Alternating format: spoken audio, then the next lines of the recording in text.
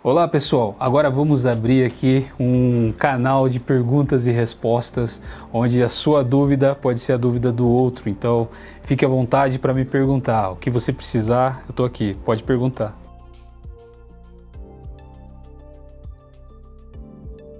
Ó, a descrição do parafuso, a gente aqui tem várias letrinhas, né, que parece uma salada, uma sopa de letrinhas, mas cada palavra, cada duas sílabas que acompanha ali, ou três sílabas, três letras, isso define o que realmente é o parafuso. Exemplo, se eu descer aqui, você vai ver aqui, o PA, que seria a primeira parte, significa que é parafuso. O AA, autoatarrachante, que aí a gente está dizendo qual tipo de rosca que é. O PAN, que seria pan, né? Que seria pan de panela. Aqui eu teria o encaixe, né, do parafuso, que seria Phillips, que seria a própria chave Phillips, onde eu vou fazer o encaixe do parafuso. Logo na sequência, se você olhar a imagem lá em cima, você vai ver que tem uma pontinha broca. Então esse PB se refere à ponta broca. E agora a gente fazendo aqui, relembrando sobre a metrologia lá no início da nossa conversa, o 4,2 corresponde ao diâmetro do parafuso, e o 16 milímetros corresponde ao comprimento do parafuso. E esse ZP, normalmente essas duas letrinhas que ficam ali no final, significa o revestimento do parafuso, que nesse caso seria o zincado preto.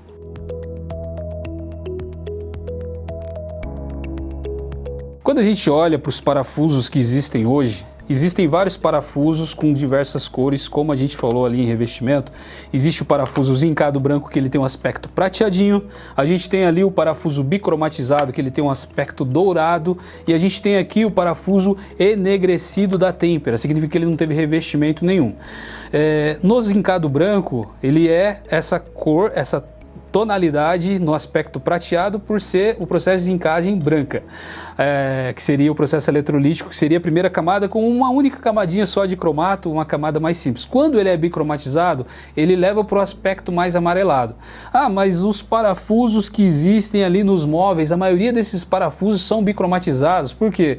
Isso é uma norma, é uma tendência de mercado. Não significa que os parafusos que vão na madeira, principalmente nas madeiras MDF e o aglomerado ou MDP, eles necessariamente precisariam ser zincado branco, bicromatizado. Eles poderiam ser muito bem zincado branco, mas virou uma tratativa comum de mercado. Tanto que se você pega um autoatarrachante, ele sempre vai ser zincado branco, e se você pega um parafuso Shipbird, que é muito usado no MDF, ele vai ser zincado bicromatizado. Mas também existe alguns aspectos de cores, né, para você trazer ali a função estética. Como existe ali no zincado preto, quando você compara ele com um parafuso zincado branco, ele é preto, mais resistente à corrosão, né, ele tem ali um pouco mais de resistência, mas o apelo dele ali foi a estética. Exemplo, os parafusos que vão ali em equipamentos eletrônicos, numa caixa de som, esteticamente ele ficaria mais bonito na cor que seria preto, que seria o mais utilizado.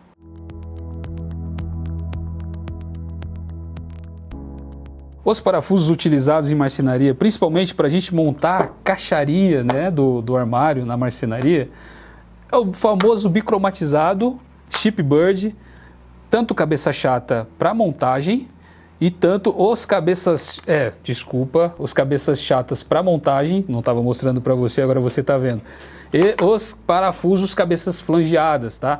Mas 90% ali dos marceneiros acabam utilizando cabeça chata para eu poder montar a caixaria, né? Colocar ali a lateral, colocar ali a base, e eu utilizaria o parafuso cabeça chata para ela ficar embutida. Alguns marceneiros, eles acabam utilizando o parafuso cabeça flangeada para quando eu vou colocar o armário na parede, eu vou utilizar um L de metal. Esse L de metal, ele vai se prender no armário e fazer a ancoragem desse armário na parede através do parafuso, e eles acabam utilizando o parafuso cabeça flangeada. Ponta piloto, bela pergunta. O ponta piloto, ele existe ali um avanço parecido com essa pontinha broca aqui, mas ele não é uma broca. Ele é só uma espécie de cilindro, né, uma espécie de pontinha extra, que vai servir para quando eu estou montando ali uma estrutura principalmente de esquadria, onde a distância da próxima junta esteja longe, eu vou conseguir, através do primeiro furo, passar a primeira chapinha. A partir da segunda chapinha, se já tiver um furo, para eu não ter que ficar procurando o furo, essa pontinha piloto ela vai servir como guia. Ou seja, ela vai pilotar o parafuso no caminho para acertar o furo lá em cheio e o parafuso não entrar torto. Essa seria a função do parafuso piloto. Depende. A resposta depende.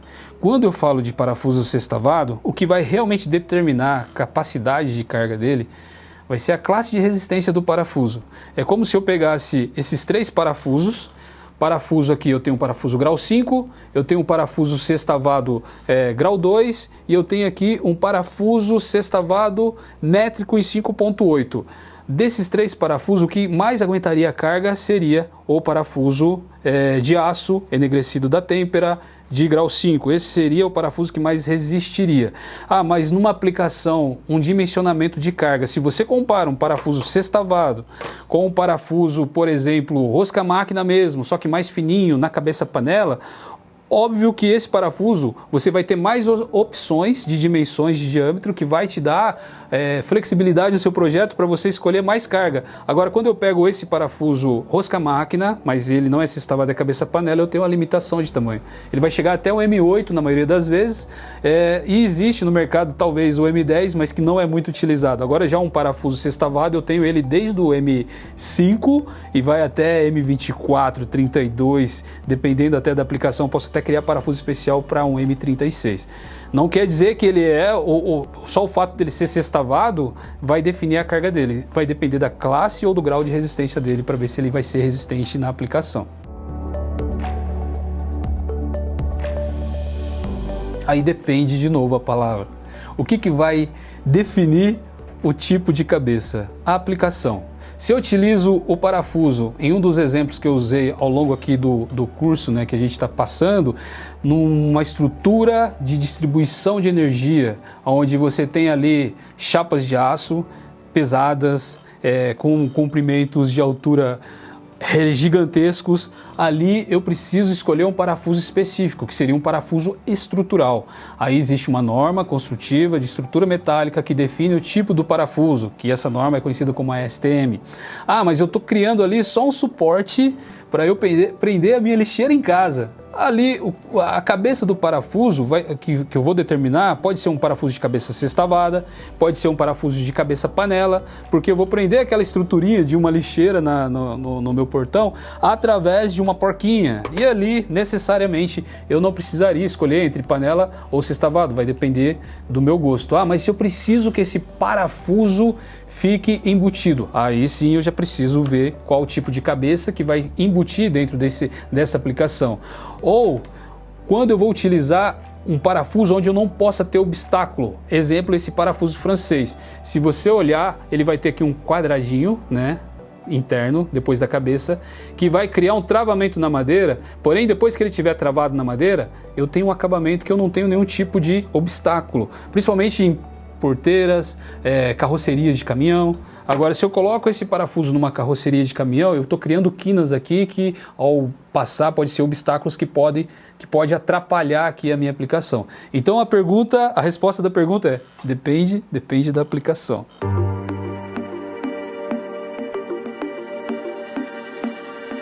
Os parafusos autoatarrachantes, se você olhar no detalhe, esses parafusos, ele tem uma rosca mais fina, ele tem uma rosca com o filete um pouquinho mais baixo e eles não servem para ser utilizado num MDF, por exemplo. Quando eu utilizo a construção de uma caixaria, né, vou montar ali um módulo de MDF e se eu fizer o furo guia e utilizar esse parafuso autoatarrachante, eu posso espanar o furo. Mas aonde ele é eficiente então? Normalmente em esquadria de alumínio, esquadria de metal, muito usado em chapas de aço que não tem uma espessura tão grande, tão grossa, que eu possa ali fazer um furo guia e eu crio um travamento. Agora, se você olhar no detalhe o parafuso Shipbird, você vai perceber que aqui eu tenho praticamente a mesma medida. Provavelmente esse aqui é um 4.8, vou conferir no detalhe, um 4.8. E esse aqui é um parafuso 5 milímetros, ou seja, tem Diferença muito pequena, eu posso considerar que é praticamente a mesma medida. Ou seja, mas então eles não servem em qualquer aplicação? Como eu falei do autoatarrachante, a rosca do parafuso Chip Bird, ela tem um espaço maior entre um filete de rosca e outro, ou seja, o passo dela é maior. A profundidade da rosca é um pouquinho maior do que a profundidade da rosca do autoatarrachante, e você percebe que ela é um pouco mais cortante. Eu consigo criar a rosca, eu consigo transformar a rosca em substratos mais macios, como seria um MDF ou um próprio MDP, diferente ali do aço maciço. Eu não vou conseguir criar a rosca com esse tipo de parafuso, tá? Ou numa chapa de aço também, como o passo aqui é um pouco maior, eu vou criar juntas aqui que vão dar jogo na minha aplicação, não vou conseguir dar aperto. Então essa é a principal diferença entre um Chip Bird e o parafuso autoatarrachante. Complementando, o Chip Bird, o nome comercial dele, né, a maneira que a gente fala no Brasil, mudando aí para a língua inglesa, ele significa aglomerado, porque ele foi feito para marcenaria mesmo, para a gente colocar nessas madeiras que são de reflorestamento, que não são madeiras maciças, são madeiras fáceis de criar rosca com pré-furo, ou em algumas situações nem você utilizaria um pré-furo. É o que acontece bastante no mercado.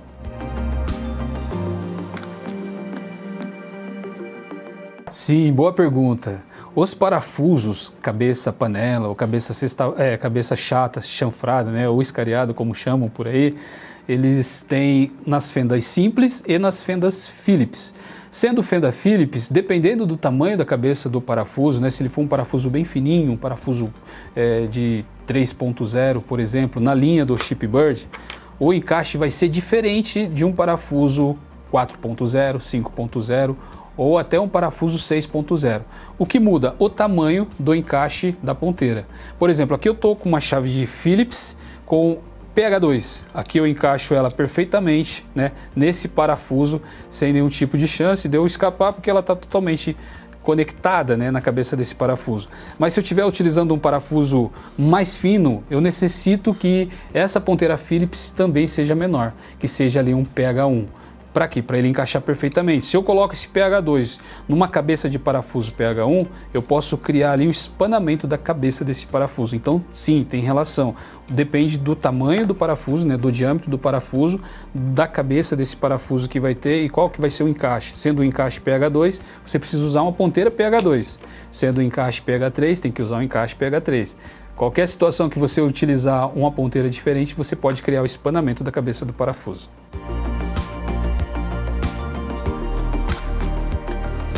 Parafuso rosca soberba.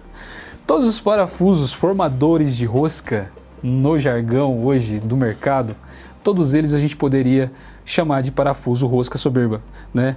Mas o mais comum utilizado é esse modelo de parafuso que é utilizado em madeira. Esse é o famoso parafuso rosca soberba que iniciou lá no mercado, que o espaçamento dele ele é um pouco mais cortante quando você compara ele com um autoatarrachante, mas que também é diferente de uma rosca do Chip Bird.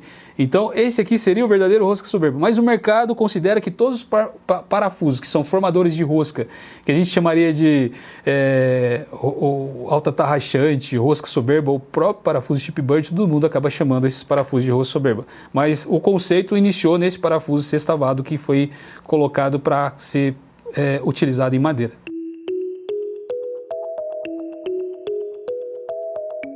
Boa pergunta.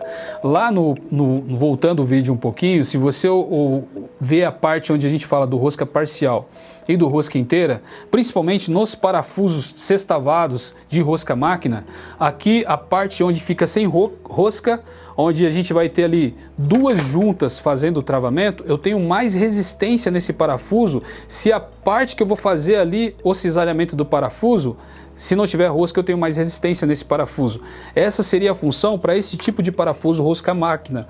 Agora, se ele for utilizado num rosca inteira, eu tenho duas chapas, duas juntas, e estou fazendo aqui movimentação de cisalhamento, lembra lá do efeito guilhotina?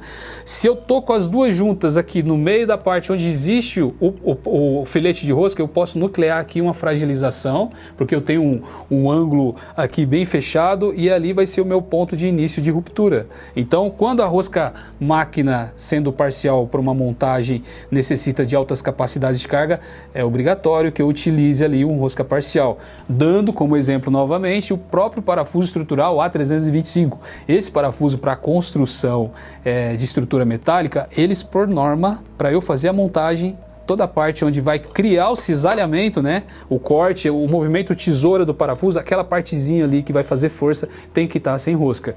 Isso para o parafuso rosca máquina. Agora, quando eu me refiro ao parafuso francês, aí o parafuso francês vai depender da aplicação, vai depender do quanto de produto ou de material ou de peça que vai ficar aqui para trás e o quanto você vai prender na outra face, na outra chapa. Isso vai criar o travamento e, de novo, eu vou ter mais resistência por ser parcial aqui.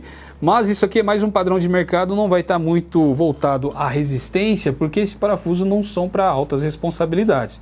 E para finalizar sobre a pergunta dos parafusos roscas parciais e roscas inteiras, o próprio parafuso Shipbird, eu tenho aqui a situação de um parafuso rosca inteira e eu tenho aqui a situação de um parafuso rosca parcial.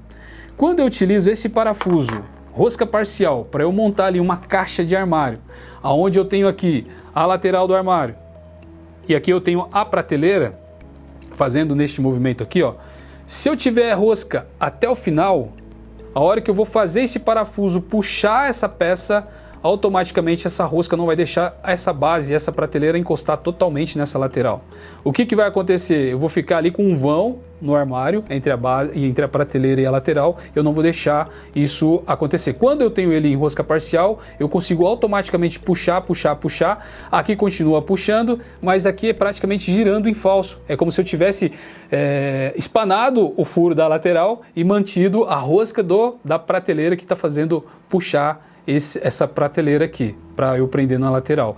Isso vai me dar maior resistência, vai dar acabamento e eu consigo utilizar, mesmo fazendo furo guia, fazer o travamento com muito mais resistência. Consigo colocar ele em rosca inteira nessa situação? Consegue, mas aí o seu furo guia tem que estar muito bem feito e você tem que apertar, aumentar o torque para esse parafuso conseguir espanar a parte da lateral e ainda seguir puxando a prateleira. Então essa seria a função do rosca parcial em diversos modelos de parafuso.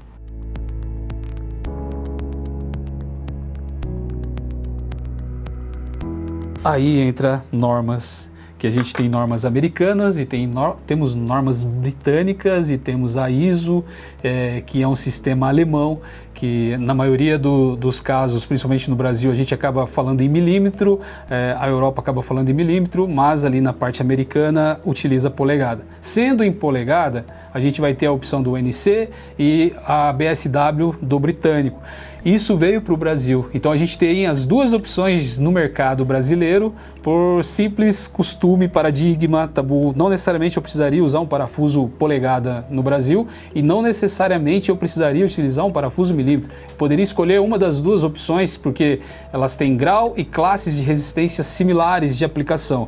Então aqui eu tenho até um exemplo claro de um parafuso rosca soberba que ele é sextavado, rosca soberba, onde o diâmetro dele eu falo que ele é polegada e o comprimento dele eu falo que ele é milímetro, ou seja, uma salada. Agora, quando eu estou aqui num parafuso normatizado, que nem um parafuso grau 5, que ele tem rosca UNC ou que ele tem uma rosca BSW, esse sistema de medição é feito em polegada. Agora, se eu tenho aqui um parafuso métrico em milímetro, o raciocínio é o mesmo, eu vou ler o diâmetro e o comprimento desse parafuso em milímetro. As roscas são iguais no NC ou no métrico? Não são. A porquinha que eu coloco aqui no parafuso polegada, eu posso utilizar numa medida similar no parafuso métrico? Não, não vai dar certo, porque os fios de rosca, o passo são diferentes. Mas no Brasil não haveria ali uma necessidade de ter os dois, mas é puro costume de mercado. Vieram parafusos em polegada, vieram parafusos na linha métrica e o Brasil usa as duas opções hoje.